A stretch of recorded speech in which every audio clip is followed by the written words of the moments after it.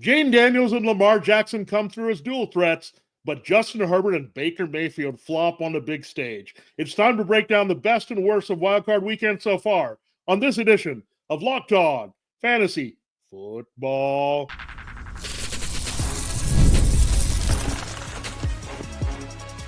You are Locked On Fantasy, your daily NFL fantasy podcast. Part of the Locked On Podcast Network, your team every day. Greetings, everyone, and welcome to another edition of the Locked On Fantasy Football Podcast. I'm your co-host, Vinnie Iyer, and when I'm not doing this, I'm writing about NFL fantasy and betting for sportingnews.com. My co-host, Michelle Majuk, is off today, so we will get back with her analysis here later in the week. But we're going to focus on what we saw on the wildcard weekend so far, still going on, as we do have to finish with the Vikings and Rams here in Glendale, Arizona, to finish the 6 games. But we have 5 results in. Some fantasy football performances were much better than others. Some were just atrocious. So we're going to look at the best and worst of those games so far from the teams that advanced and the teams that were eliminated here on today's show. First, I got to tell you, this episode is brought to you by FanDuel. You can start the season with a big return on FanDuel. New customers can place a $5 bet, and you'll get started with $200 in bonus bets if you win or lose your first $5 bet. Visit FanDuel.com to get started. All right, time to dive in here to the Chargers-Texans. This one did not go as we expected for Justin Herbert. He really struggled. We liked him this week. He was hot. He played well, but maybe that was because it was the Patriots and Raiders. But the Texans' defense was up to the challenge here. 4 interceptions for Justin Herbert. He has the 1 touchdown, 242. So a lot of questions after this game on Justin Herbert and the Chargers' offense. They weren't all that much better on the ground. J.K. Dobbins, fighting through that injury all week, only had 9 carries for 26 yards to lead the team. So really the Chargers offense, with the exception of rookie wide receiver Lad McConkey, was a disappointment in the 32-12 loss in Houston. 9 receptions, 197 yards, and a touchdown. Lad McConkey clearly established as a number 1. Trickled down from there, not much for Quentin Johnson and the rest of this Chargers receiving corps. So a lot of questions to answer in the offseason for the Chargers. Will they re-sign J.K. Dobbins after a pretty good year? Will they go after like an Ashton Gianti in the draft and try to upgrade with a workhorse? What do they do here at that position? So the Chargers have to make a decision. Look, Dobbins was better in a lot of games than he wasn't this season. He didn't quite stay healthy, but given his history with the knee injuries, being on the field for much of it was an improvement. So now we have to see if Dobbins can keep that key job in this run-heavy offense with Greg Roman. Look, they did open up the passing game because of these young receivers, but Herbert did not respond well in this particular game against the Texans. Solid run defense. Their pass rush really got to him, and their corners played really well. But McConkey looks like, going forward after this performance, the guy that has to be the go-to guy. Now, they need to get him some help. Johnston was a little bit inconsistent here, we know, this season. Joshua Palmer, a little bit older, just fading a little bit. So they need to find somebody that's consistent. That could also be a tight end. I know they had Will Dissly and Hayden Hurst, but Dissly having more injury issues this season. They try to put it in Stone Smart. So you have Colston Loveland and Tyler Warren, 2 guys from the Big Ten, Michigan and Penn State, respectively, the Chargers can look at. But they do need upgrade weapons here again for Herbert. McConkey was a good replacement for Keenan Allen. Might not have had enough filling in for Mike Williams consistently all season. That might have cost the Chargers here in the end. But I think they look at tight end. They re-examine running back, try to get a little bit more wide receiver help. Their offensive line did play pretty well for much of the season, did let them down a little bit with the pressure, but Herbert was also holding the ball a little too long. So let's hope they recover here and can build things for Herbert. Overall, it was a pretty good year, but Herbert we knew was a fantasy disappointment in the run heavy. They started to open up, so now they can build on that here in 2025. Now, let's look at the winning side, and the Texans do go on to face the Chiefs. Joe Mixon, weren't expecting him to do a lot. He'd faded down the stretch, but 25 carries, it helps when you're double-digit winners here, and they really crushed the Chargers for much of the second half. 25 carries for him, 106 yards, and a touchdown. Nico Collins was outstanding as the go-to guy, 7 catches, 122 yards. So no surprise there with the numbers on Collins, but now we look forward. They're playing the Chiefs. They're 8-point underdogs here in this game rematch of what we saw in late December. In the first matchup, Mixon was able to only rush for 57 scoreless yards on that Chiefs run defense. Very tough crew there. And then you had Collins held to 60 yards receiving. Actually, the leading receiver for the Texans was Tank Dell. So we'll see what they do here without Dell. This could really be a Collins target-dominated game against the Chiefs. But when you look overall, I think Mixon, he's going to get the workload as much as they can. C.J. Stroud was pretty decent in this game, but really it's down to Mixon and Collins is the only real guys that you can support because it otherwise was by committee a little bit with the receiving. You even had two tight ends involved with Dalton Schultz and Cade Stover in this one. So, again, beware, but if you're going to play anyone in DFS or look at anyone that you would want to put in play against the Texans, that tough Chiefs matchup, rested team 2 weeks now with the bye and all that, I think Mixon and Collins would be where you go. Now let's go to the Ravens-Steelers game. This was the Saturday night cap there, another AFC wildcard game. So we actually had 3 AFC wildcard games, then 2 NFC. We have one more NFC to go tonight. This was a pretty controlled game. The Ravens double up the Steelers 28-14. Let's start with the losing Steelers. A lot of what we expected came through. Najee Harris struggled. He did have 3 catches for 41 yards, but only 6 carries for 17 yards. It was Jalen Warren early. It was kind of weird. They reversed the roles. They were trying to get Warren in. Then when the game was a bit out of hand, they were trying to check down to Harris to try to get back into it. But Harris is a free agent. We would expect, given his displacement by Warren late in the season, that the Steelers would be ready to move on from him. So that's what we're going to look for sure. They need to upgrade that. George Pickens actually caught all 5 of his targets for 87 yards and a touchdown. So he looked pretty good stretching the field. And then we had Van Jefferson scoring a shot play. It added up to a pretty good day for Russell Wilson, 270 yards and 2 touchdowns there. So pretty solid fantasy outing based on the game script and exploiting the Ravens secondary, which has been a weakness all season long. So when you look at that, I mean, that was a pretty good way for Wilson to end it if this was the end of his Steelers tenure. But looking at it, he's a free agent. So is Justin Fields. They might need to go in the draft again here 3 years after drafting Kenny Pickett, the disappointment there. Quinn Ewers is a hot name, and I have attached them in my latest Sporting News mock draft to Ewers and the Steelers and that fit. So I do like that fit. I think they have to go in a different direction with a young QB, but we can't rule out the possibility that Wilson did have success with Pickens, that there's a chance that he could still come back and be re-signed if the deal is right and if he doesn't choose to retire. Now, on the other side, it was the Derrick Henry show. 186 yards rushing for him, 2 scores. We still had a pretty good game for Lamar Jackson. Didn't break 200 yards. Didn't need to when he had Derrick Henry dominating. But interesting line, he had 80 yards rushing to go with 175 and 2. There started the scoring with a pass to Rashad Bateman. The other touchdown went to Justice Hill. The leading receiver, however, they were spreading the ball around without Zay Flowers. Isaiah Likely, we did like him in DFS, but 3 for 53 wasn't a big game. And then it had Mark Andrews. And then going down from there as they went by committee, they got Nelson Aguilar more involved. All of a sudden, Anthony Miller was catching passes. So Tyler Wallace made a nice little play. So really wide receiver by committee otherwise when not going to the tight ends for Lamar Jackson. And we'll see if Zay Flowers can return for this Bills matchup. The Bills secondary is pretty tough, but they did give up a big play early to the Broncos. So interesting to see what you'll get from the Ravens passing game with or without Flowers in that next round. I think they'll need a little bit more. I don't know if they can just ride Derrick Henry. Henry does have a good history against the Bills, but I think they're going to have to open up the passing game a little bit more and leading to some better numbers for Lamar Jackson. Next, we'll break down the 2 Sunday afternoon games. We did have the Broncos defeating the Bills 31-7, and the Eagles pretty much walked over the Packers 22-10. We'll break down the fantasy takeaways from those games right after this quick break. All right, this episode of Locked On Fantasy Football is brought to you by LinkedIn Jobs. And LinkedIn Jobs knows that it's really hard for small businesses to get everything together. That's why they were here to help. Growing your small business in 2025 comes down to how well you can hire. Let's face it, better hires start with smarter insights. That's where LinkedIn comes in. The strongest hiring data available. LinkedIn helps you identify the right candidates, giving you the confidence to make the best decisions for your business. LinkedIn Jobs is great. I've seen it used in a lot of organizations. I can tell you it's a game changer when it comes to hiring the right fit.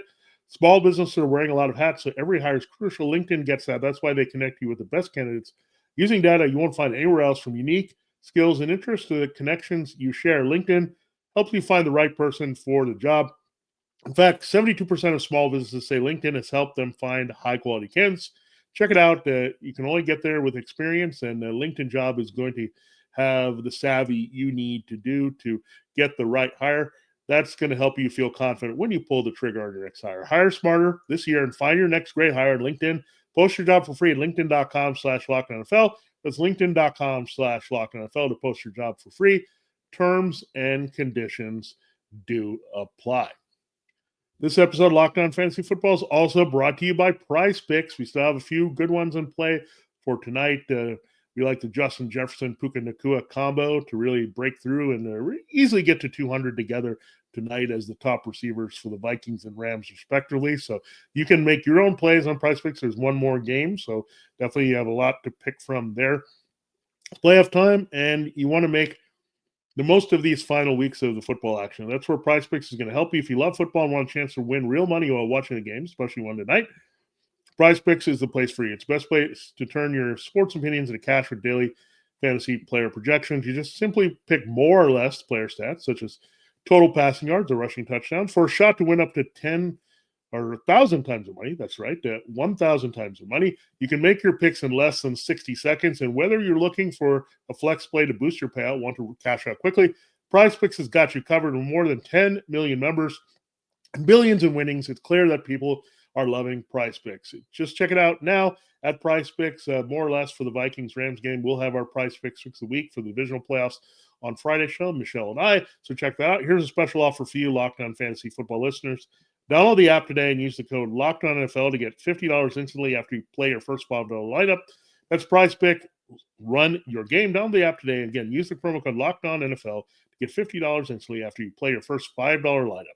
Prize Picks. Run your game.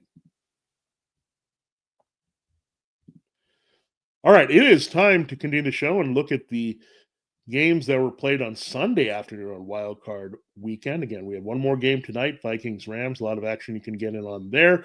Now, let's look at this one. I mean, it was all Bills in this one after the first play, which was a long touchdown there to Troy Franklin. So, Bo Nix, Troy Franklin, teammates at Oregon. They're the first rookie combo to do this with an opening touchdown. So, pretty special moment for them. But Franklin disappeared the rest of the game. He ended up with only 2 catches, 54 yards, and that touchdown on 3 targets. And look, there wasn't much else going here. We know how bad the Broncos' backfield was. You just have Tyler Bidet was in there. That's how bad that they had to kind of get people involved here. Audric Estime, Javonte Williams, Jaleel McLaughlin. Now you added a 4th guy into the mix to be ineffective. It was brutal. I thought they were going to get a little bit more success with whoever they were going to try to feature. They didn't throw the ball to the backs enough. McLaughlin had only 1 catch for 0 yards. I really thought he was going to be a little bit more involved, but the Bidet kind of entrance into the game plan was unnecessary, and he wasn't all that effective either. So it was very, very weird to see the Broncos. I mean, basically when you start 4 running backs, there's going to be no guy that you can really trust. So Javonte Williams, we expect, will not be re-signed. They're going to find some answers there. One guy I think they're going to be locked in for a while. He's been rumored maybe as a cut or a trade candidate. Is Cortland Sutton. Clearly has great chemistry with Bo Nix. They need him. Again, we'll see who plays out as the second receiver. They've had Marvin Mims show flashes. He kind of wasn't used that much. Devon Vele in the slot wasn't all that available or usable here. I think the one thing that they might look at here and see if Franklin or Mims or Vele, somebody can be consistent on the outside, is looking for a tight end. We talked about the Chargers needing one, but there are 2 really good ones in Colston Loveland and now Tyler Warren from Penn State. So there's some really good options to be game changers. I think that would be a key target for Bo Nix. Have Sutton, have some of these young receivers, and a tight end. And again, get that running back situation sorted. Get us one guy that we can trust and play at any time this week, not just a big flash from Javonte Williams and then a dud otherwise for much of the season. So Broncos do have some key questions to answer with this offense, but Bo Nix, good start for him with the touchdown passes, working with Sutton, Sean Payton, Joe Lombardi. They have to be pleased, even though it was a quick playoff exit with only 7 points being scored as a 7 seed in the wild card round. Now, let's look at the Bills. The Bills didn't have a lot of big performances here. Josh Allen was pretty solid, 272 and 2 for Josh Allen through the air, but another big game for James Cook. They just rolled over the Broncos with the running game, 120 yards on the ground and a touchdown for Cook. He didn't actually get involved in the passing game, so that was interesting. He doesn't need to when they're running all over them. And when they were throwing, it was a committee approach here. You had Curtis Samuel lead the team. He caught 3 targets, all of his 3 targets for 68 yards and a touchdown. Khalil Shakir, 6 catches, 61 yards, like a typical game that he would have in the middle of the field after the catch, working slot. But they're clearly spreading the ball around. They got Dawson Knox and Dalton Kincaid involved. Amari Cooper had a flash. So they're really going by committee here, at least early. We'll see if they do that same thing against the Ravens, who've had some secondary issues, so you can get matched up against Brandon Stevens this week. So, and James Cook is still going to be a factor, but the Ravens are much tougher against the run. I mean, Denver was a pretty good run defense. I'm not going to say they were slouches, but the Ravens kind of erased that part. So I think they're going to need more from the passing game. We're going to see how the matchups play out here for the Bills, but they're using a lot of guys. I mean, when you have Shakir and Samuel Cooper and the tight ends and just a lot of kind of mixed bag, find the right matchup here. And we saw that great catch. Who was the great catch in the end zone? It was Ty Johnson, the third running back. Ray Davis took a nasty hit, was knocked out of this game behind James Cook. So, again, they find ways, manufacture a bunch of guys. And, again, basically Josh Allen does not have a go-to guy at this stage, long with Stephon Diggs departing from Buffalo. Now, let's go into the Eagles-Packers game. Again, this is a walkover. Also for the Eagles, 22-10, 4 turnovers by the Packers. Let's start with the Packers. And clearly, one thing cost them a lot in this game. Jayden Reed was okay. He led the team in receiving, but there was no Christian Watson. Romeo Doubs got shut down. That last play was epitome of what you've seen from the Packers, their last gasp. They needed 1 yard. They can stretch and get it, and they were out of bounds. So that tells me they don't have a go-to receiver, especially when Doubs is hurt, when Watson's hurt, and that seems to be a lot of the time. Jayden Reed is okay, but he's a player that needs to play off others out of the slot, and Tucker Kraft is okay. But this team needs an alpha receiver. Right now in my mock draft, I have them looking at Isaiah Bond out of Texas. I think you can also look at Luther Burden III out of Missouri. One of these guys could be special here. I don't think they'll be positioned unless they trade up to get Tedero and McMillan from Arizona, but this team needs to invest in a first-round receiver. They haven't done so since 2002, believe it or not. Javon Walker, when Brett Favre was the quarterback. They never did it with Aaron Rodgers, so it's about time they did it for Jordan Love. He needs a clear go-to guy and someone who's available, too. I know Doubs and Watson have flashed a lot of ability on the outside, and Dontavian Wicks has been there, and other guys have had their chances, but they need to get a bona fide number one, no messing around with lesser talent. This wide receiver class isn't the most dominant, but there are some players who can make a difference. And look, I have 3 guys that should go in the first round here, McMillan and Bond and Burden. So I think any of these guys could be very helpful to the Packers if they get in position to do that. That's how we're going to get some restored confidence in Jordan Love as a fantasy quarterback. Now, Josh Jacobs is fine. He looked relentless in his running. Without his relentless running, the Packers do not get a touchdown in this game. 14 carries, 81 yards, and a score for him. He also had 3 catches for 40 yards. So everything else slumps. Everything else looks bad in the Packers offense. Or sloppy, the turn of the ball. Josh Jacobs still comes through with his 17 key touches in this game. So Jacobs is a keeper. They signed him to that free agent deal. He still is in his prime. There's no question with him. He's going to be a top 10 running back next year for sure, maybe even higher than that with his production and some of the other guys dropping off. So again, Jacobs is it, but they got to find something in the passing game where we also not just want this for finding a receiver we want to draft and can trust, but also to have some reason to want to draft Love in the top 12 among QBs, where there is none at this stage with this shaky receiving core. Now let's go to the Eagles. It wasn't a big game either for Jalen Hurts. He goes 131-2, so he gets that early touchdown off the muffed kickoff there to open the game to Jahan Dotson. His other touchdown goes to Dallas Goedert. We had a very bad game for A.J. Brown. He got double teamed, and he had 1 catch for 10 yards on 3 targets. The biggest highlight he had was reading his book on the sideline. This is kind of ridiculous.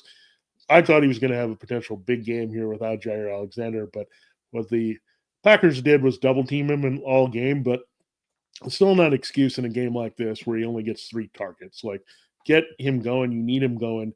Devonta Smith didn't have a big game either. Goddard was bailed out with a touchdown. So not a lot here. And this part of it is just not having enough guys that can deflect the coverage. Devonta Smith is okay, but I think he's more of a complimentary guy. I think people are okay with him beating them if they can contain the big plays. Like they're okay. If Smith makes a big play, it's backbreaking for defense. And he's done that a lot of games when he connects with Hurts. But if they can contain the big play from him while they double team and take Brown out of the game, that's what they're going to do. But this is an ongoing storyline, it seems like, with Hurts and Brown. Not enough targets, Brown pouts, and then the next game they unleash Brown. So we'll see how it plays out. But whether it's the Rams or the Vikings, those are the potential opponents here. The Monday night winner will face the Eagles. Those are some good secondary matchups. So I would expect Brown to get back on track. Against the Rams, we know that Saquon Barkley smashed them in the first meeting, so did Brown. So this would be the matchup we prefer over the Vikings here going forward. Look, Saquon Barkley, it was tough to play him in DFS because he had a nice rushing game. He hardly was involved in the passing game when they were dominating. And again, they rolled up the yards. They were never really in danger of losing this game in the second half. 119 yards on the ground. Although he's going to be known most for the kneel or slide or whatever you want to call it, where he didn't go for the touchdown late in the game. If he had gotten that and gone the distance, then he would have had a typical Saquon Barkley big game from the regular season. Instead, he doesn't get in the end zone. He doesn't get those extra chunk yards on that run. He could have easily housed it there. But again, smarter. He's preserving his body, going for the playoffs in the bigger picture for the Eagles. But again, that was a bit disappointing, but Barkley was Barkley in that game. Just that the Packers did not provide enough resistance to make it much of a game to require more from that Eagles offense. Now, we will get into the Commanders-Buccaneers game and do a little bit of preview again for Vikings-Rams, and then look at a couple pieces of NFL coaching news as well. One hiring, one firing. We'll get into all that here in our final segment on Locked On Fantasy Football. This episode of Locked On Fantasy Football is brought to you by FanDuel Sportsbook. Now, the line on the game here is going up to 2.5 in favor of the Vikings. Now, the game, Vikings-Rams, has moved up to a neutral site there in Glendale, Arizona. And the Vikings were slight favorites early in the week, but now they are a little bit more favorites. They lost the first matchup there out in Los Angeles. You can figure out how you want to play that, but I am leaning toward the Viking side. From big upsets to game-winning drives, the NFL playoffs are better with FanDuel, America's number one sportsbook, because right now new customers can bet $5 and get $200 in bonus bets. Guaranteed, that's $200 in bonus bets, win or lose. The FanDuel app gives you everything you need for live bets, same-game parlays, and so much more. Visit the website and check out your favorite betting lines here. They already have them up ahead of the divisional round, so check out the games we already know. We'll have one more. The Eagles playing the winner of tonight's game. They figure to be a favorite at home in Philadelphia. Just visit FanDuel.com to join today and get started with $200 in bonus bets. That's FanDuel.com. Make this playoff season unforgettable with FanDuel, an official sportsbook partner of the NFL. All right, time to wrap it up. And again, Michelle will be back as we break down the divisional round and the 4 games. So we'll do that later in the week. We'll have our price picks of the week, all that good stuff, FanDuel lineup, sleepers. So we're just putting a bow here, and we will have one more game that we look at, the Vikings and Rams. And again, Vikings-Rams, we'll see how it changes now with the relocation, and we do really think about everyone battling through the wildfires there in Los Angeles area. It's really tough, and especially now these players have to play somewhere else and to get out of the routine and think about what's going on back home as well. So, look, it's going to be tough regardless for the Rams facing the Vikings, and the Vikings should maybe dial down the blitzes, not try to go after Matthew Stafford as much, try to play contain and coverage, and then also try to take away Kyren Williams early in the game. So I do like the Vikings in this game. In particular, the 2 matchups I like, Justin Jefferson and TJ Hawkinson, they should have big games. On the other side, Puka Nacua should also destroy his matchup. I would say Cooper Kupp, aging, having a little slowdown here at 31. He's going to see the tougher matchup with Byron Murphy Jr. So on the outside, that's where we go with the receivers. Again, I like the Vikings to win the game. I do like the wide receivers, the number ones on the outside, Jefferson, Nacua, maybe now developing as the best receivers in the game, not named Jamar Chase, having their big games tonight. Now, the Commanders and Buccaneers, that was the Sunday night cap, and this was the big upset. So far, you had the 6th seed Washington going to Tampa and win on a last-second doinked field goal by Zane Gonzalez. So yet another kicker for the Commanders. They needed Zane Gonzalez because they weren't as good in the red zone. They stopped sometimes, a rarity on fourth down. But again, they came through in this game. Again, Jayden Daniels, 268 and 2, very calm, cool, collected. Not a lot of rushing, but 36 yards. So adds a little bit of scoring to that. Austin Eckler ended up as the 53-yard guy to lead them from scrimmage in terms of running backs. It was just a very inefficient day. Brian Robinson Jr. looks cooked, especially in tough matchups. They are playing the Lions this week, so I would not go there. Eckler can be dangerous. Zach Ertz caught a few key balls, but the big takeaway here was Dyami Brown was their best receiver. I know Terry McLaurin also had 89 yards and a touchdown. Dyami Brown did, but Brown did on 5 targets, so he got all of his targets here from Daniels, so that connection is reheated pretty well. So he kind of displaced Olamide Zaccheaus, who was making a few key catches here, but exactly 89 yards and scored for Brown, 89 and the same number, 7 of 10 on the catches and targets for McLaurin, but he finds the end zone in a key spot as well. So Daniels gets those 2 scores, runs a little bit well here. So I think Brown and McLaurin can cause a lot of problems downfield for the Lions secondary. They're speedy. They get to be on the fast track Ford Field.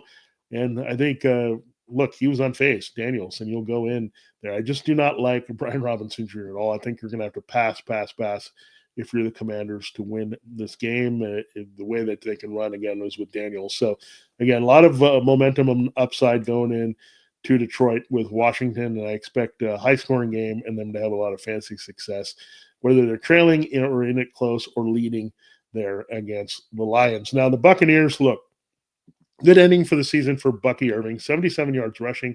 They couldn't stick with it because it was a balanced, even game script. Rashad White really not involved. And then White punctuates his day with a receiving touchdown, which was helpful for his fantasy value. And then the other buck that delivered was Mike Evans, 7 catches, 92 yards, and a touchdown, caught all of his targets from Baker Mayfield. Unfortunately, Baker Mayfield had some decision issues, exchange issues, fumbles, things that cost the Bucks in a 3-point game at the end. So could not crack 200 yards there for the Bucks. And look, he had the 2 touchdowns, one to Evans and one to Irving, but it was otherwise pretty rough here for Baker. He tried to run into this line. So look, Jalen McMillan's a keeper. We have to look at Mike Evans. He's getting up there to 31. Still didn't look like he slowed down all that much. He had the tough physical matchup and mental matchup with Marshawn Lattimore. He was able to win that overall. Chris Godwin, however, coming off now another major knee injury. He's going in free agency. What will they do? Will they upgrade a receiver? Know that they need to keep it intact here with the 3 wide receiver sets, given Godwin as the slot, McMillan and Evans on the outside. What are they going to do there? Cade Otton returned and was looking pretty good in this game at tight end. So a lot of decisions to make here to help Baker Mayfield going forward. But Mayfield felt awful, made a few key mistakes here, but really overall, when you look at this offense, it was contained pretty well by the Commanders. So we'll see. Receiver is probably the biggest thing they're looking at. This makes Bucky Irving very appealing as a workhorse back for next year, kind of separating a little bit from White in this backfield. White is probably relegated to a handcuff here going forward. So, and that's how it played out between the Commanders and the Bucks. Congratulations, Commanders. They're moving on again. Lions Commanders should be a sneaky high scoring game. I know everyone's looking at Bills Ravens. Should be a great game, but I'm looking at this one as well as being special on the NFC side. Now, finally, last piece of thing we'll discuss here was the fact that the Patriots have a new coach is Mike Vrabel. Not a surprise there, taking over for Gerard Mayo. So replacing a former Patriots linebacker with another former Patriots linebacker that they trust a little bit more to win games with his experience in Tennessee. So this is a decent hire for Vrabel. He kind of understands offensive nuance and all that. So we'll see what happens now with their offensive direction with Drake May, but there's some promise there. And then Mike McCarthy, his contract was not renewed by the Cowboys. Will they go for one of the hot names? Will they pay Ben Johnson? Will they bring back Kellen Moore? Will they look at Joe Brady, another hotshot offensive coordinator? Will they go defense to Brian Flores and what he's done to the Vikings? So a lot of options, a lot of avenues the Cowboys can go in, but we know with McCarthy calling the offensive plays, that's going to be the biggest thing that change. They got to go get a running back. We look at Ashton Gianti. He's the guy that I mocked to him or to them at number 12 overall in my latest mock. So they need maybe a workhorse running back. They need to get maybe some extra help at receiver beyond CeeDee Lamb and Jalen Tolbert and Brandon Cooks as he gets older, need a replacement there. So a lot of things this Cowboys offense has scratched the surface with. We'll see where they go. it's Ben Johnson. Obviously, we're going to get very excited for Dak Prescott's prospects coming back from his injury with CeeDee Lamb and the other weapons here in 2025. All right, there you have your reactions, takeaways, best and worst in fantasy football for wildcard weekend. We still have one more game. We'll talk about that and then look at other news and notes on tomorrow's show. Before we dive into divisional playoff matchups, we'll have 4 games this week.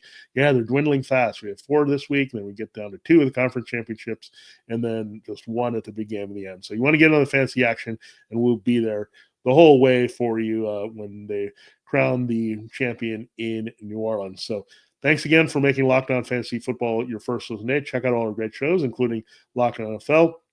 Go like, subscribe, wherever you get your podcast, and we'll see you next time.